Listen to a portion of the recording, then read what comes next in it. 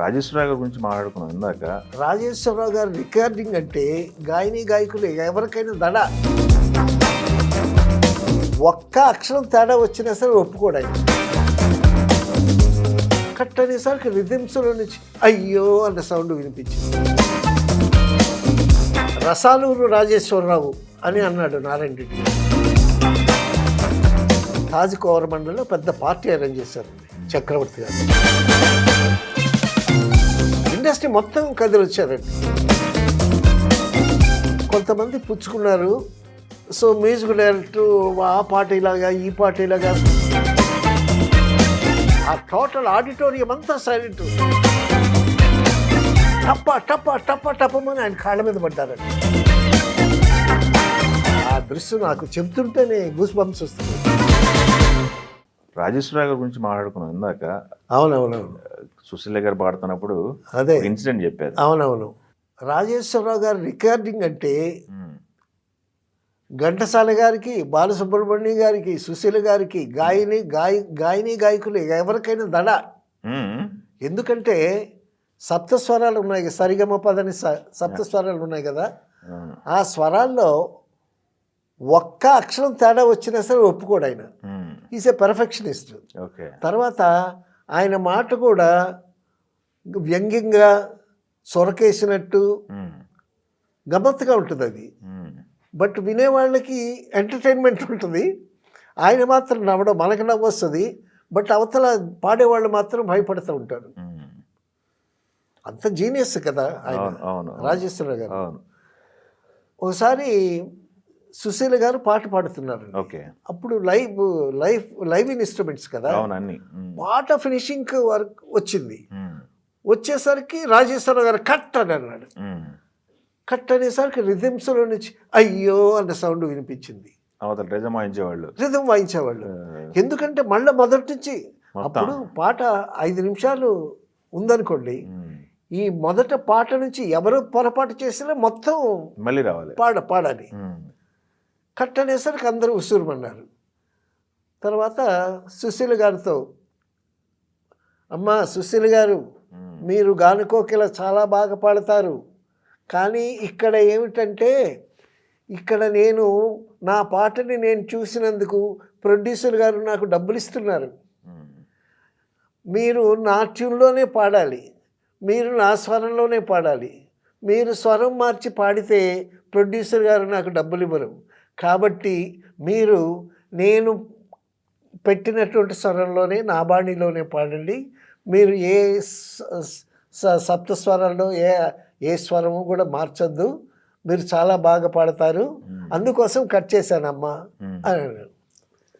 అనేసరికి ఏంటి ఏదో సామెత చెప్తారే, గిల్లి జోల పాడింది అని అంటారే, అలాగా ఆయన చమక్కు, ఆయన వ్యంగ్యము అలా ఉంటుంది.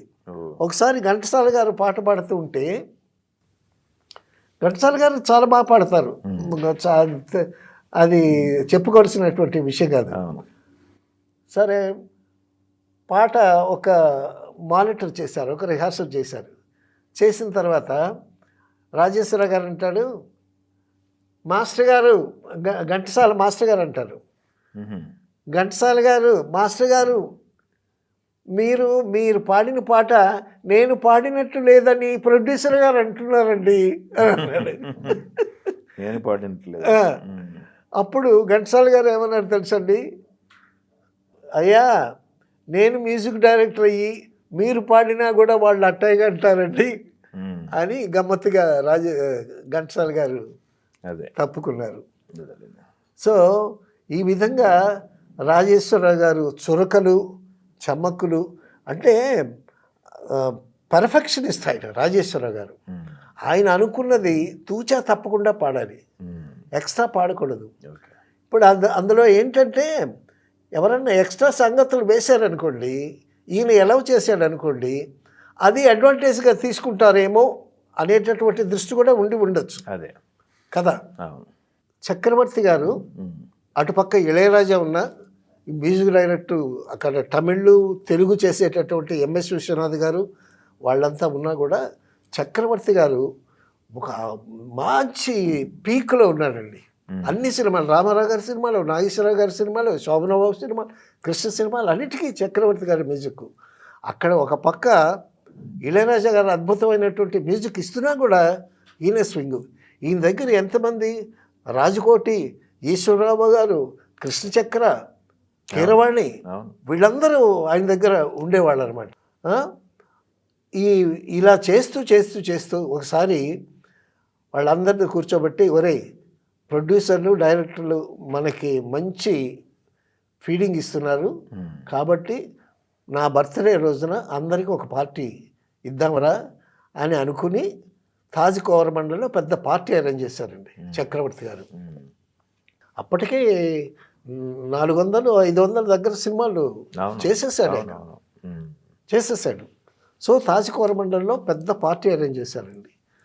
పెద్ద పార్టీ అరేంజ్ చేస్తే అటు తమిళ్ నుంచి, తెలుగు నుంచి, కన్నడ నుంచి చక్రవర్తి మ్యూజిక్ డైరెక్టర్ అంటే మ్యూజిషియన్స్ అందరూ వస్తారు కదా, రిథమ్స్ వాయించేవాళ్ళు, గిటార్, ఎలక్ట్రికల్ ఇన్స్ట్రుమెంట్స్ వాయించేవాళ్ళు అందరూ వచ్చారు. పెద్ద గ్యాదరింగ్, అందరూ వచ్చారు, అందరూ పుచ్చుకుంటున్నారు. డైరెక్టర్లు రాఘవేంద్రరావు గారు, కోదండరామరెడ్డి గారు, అందరూ ఇండస్ట్రీ మొత్తం కదిలి వచ్చారండి. వస్తే రాజేశ్వరరావు గారు రాలా. ఇంకా రాజేశ్వరరావు గారి కోసం చూస్తున్నారు, ఎప్పుడు వస్తాడు అని. ఇంతలోకి కొంతమంది పుచ్చుకున్నారు.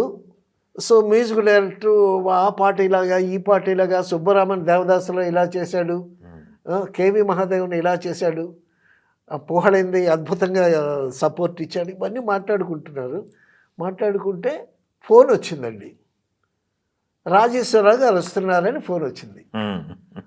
అనేసరికి ఆ ఫోన్ అందుకుని రాజేశ్వరరావు గారు వస్తున్నాడు అని పెద్దగా అరిచాడండి.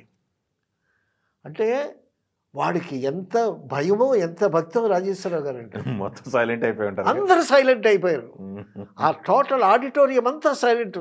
రాజేశ్వరరావు గారు వస్తున్నారని నడిచాడు. వచ్చేసరికి అన్న 2-3 నిమిషాల్లో రాజేశ్వరరావు గారు వస్తున్నారనేసరికి మ్యూజిషియన్స్ అందరూ ఎంట్రన్స్ దగ్గరికి వచ్చేసారండి. ఆ హాల్ ఎంట్రన్స్ ఉంటుందా, ఎంట్రన్స్ దగ్గరికి వచ్చారు.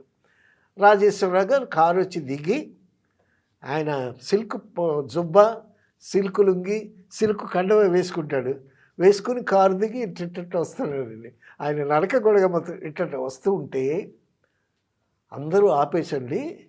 మ్యూజిషియన్స్ అందరూ టప్ప టప్ప టప్ప టప్పమని ఆయన కాళ్ళ మీద పడ్డారండి. నేను కళ్ళారా చూశాను అక్కడ. టప్ప టప్ప టప్ప మన మ్యూజిక్ డైరెక్టర్స్ కూడా కాళ్ళ మీద పడ్డారండి. అసలు ఆ దృశ్యం నాకు చెప్తుంటేనే గూస్ బంప్స్ వస్తున్నాయి ఇప్పుడు.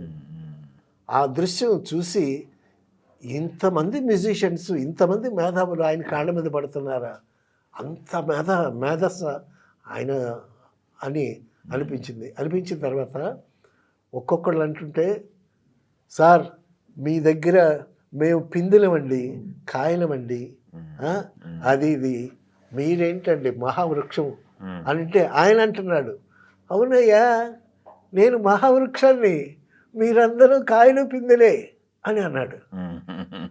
అంటే వీళ్ళు పొగట్టం, దాన్ని యాక్సెప్ట్ చేయటం, ఆ దృశ్యం ఊహించండి ఎంత అద్భుతంగా ఉంటుందో. అంతటి మేధస్సు, మేధావంతుడు, బాల్యంలోనే అద్భుతమైనటువంటి పాటలు చేసినటువంటి మ్యూజిక్ డైరెక్టర్. అటువంటి రసాలూరు రాజేశ్వరరావు అని అన్నాడు నారాయణ రెడ్డి గారు రాజేశ్వరరావు గారిని. అటువంటి అద్భుతమైనటువంటి పాటలు, సంగీతం, ఒక గొప్ప సంగీతాన్ని మనకి ఇచ్చి వెళ్ళినటువంటి మహానుభావుడు రాజేశ్వరరావు గారు, సంగీత కళానిధి. Thank you.